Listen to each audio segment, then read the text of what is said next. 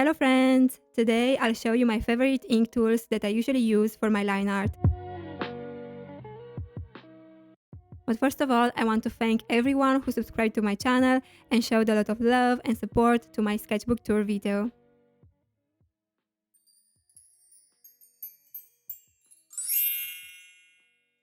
My go-to tools when it comes to line art are the fine liners.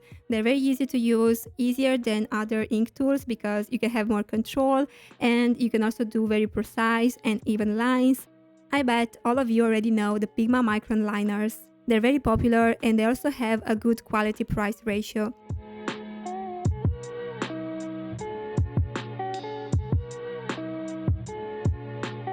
But there are so many other brands with different features, prices, and color intensity. For example, the Molotov liners are the darkest liners you can find on the market.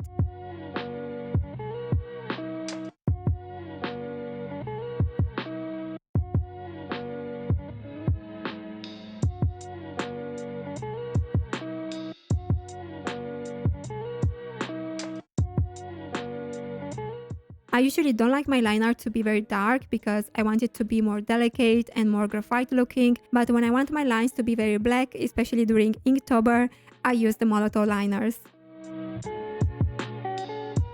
Another popular brand is Copic Multiliner. These are both waterproof and Copic proof. Other than this, they're very similar to other liners like the Micron ones. They have the same finish, but they're on the expensive side. So I basically buy them only because I love their color range, especially the brown and the pink ones. The colors are very subtle and I can get very delicate lines.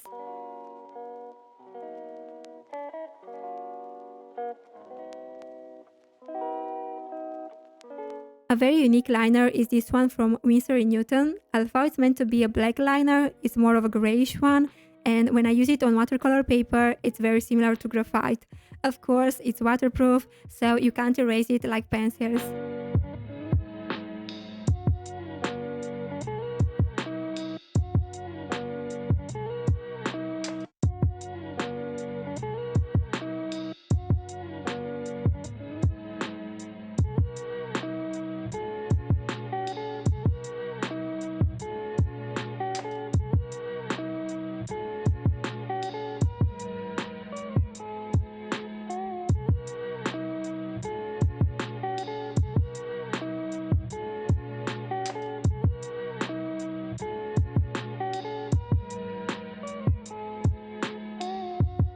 Deleter is a very famous brand and it also has a very nice dark black ink like the Molotov liner, but it's very hard to find here in Italy where I live and it's also very expensive.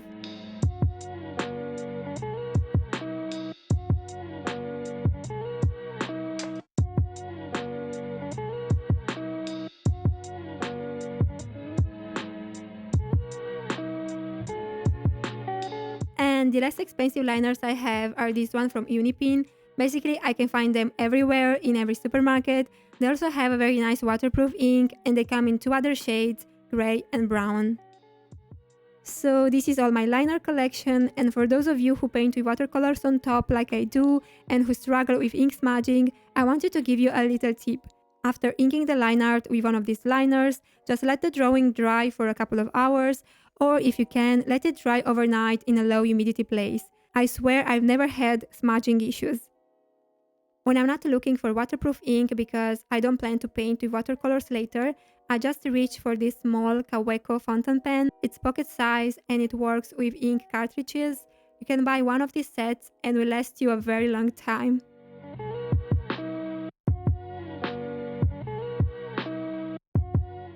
The ink runs smoothly on paper and it doesn't bleed like the quills I'll show you later. You can go fast and in every direction and the ink simply won't fall on the paper. And if you want to use it with watercolors as well, just paint first and then ink the line art at the end.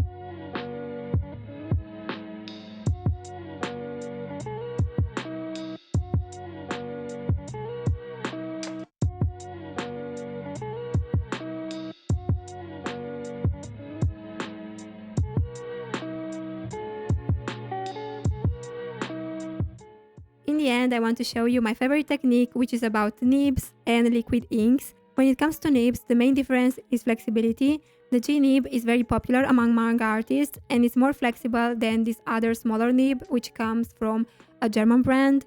You can see this by pressing the tip and notice how easily it splits. This means that when you press the nib on the paper, you'll get larger lines, and when you go lighter, you'll get thinner lines. When it comes to inks, I usually use these roller and cleaner waterproof bottles from Aikala shop, and I also use this version again from roller and cleaner. It's called Antique Touche, which means vintage ink, and it's more dense than this other version. Another ink that I really like is this one from Dr. Martin. It's called Bombay, and I really love the shade Van Dyck Brown. I've used it in many of my illustrations.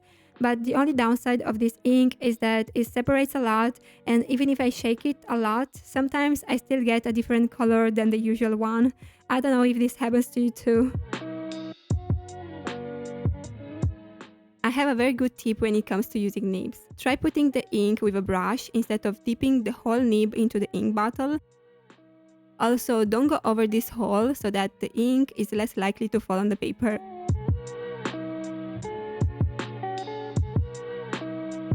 The main problem with this technique is that you have less mobility, you can't go zigzag on the paper, you can't move your hand very quickly, because all these movements will get you for sure some stains on the paper. But the line art you'll get with nibs is so unique and has so much more variation than the line art you get with liners. In fact, with fine liners you'll get even lines that sometimes may result monotonous, while with nibs you can get larger or thinner lines depending on how much you press on the paper.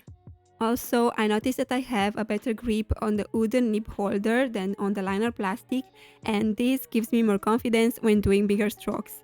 But when it comes to details like face features, I prefer using liners since I can do a lot of little strokes without risking the ink to fall on the face.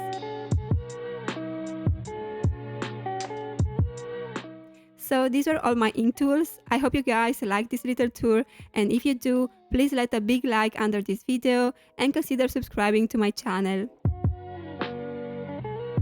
Also, let me know in the comments which tools you usually use for your line art. I'm very curious to know.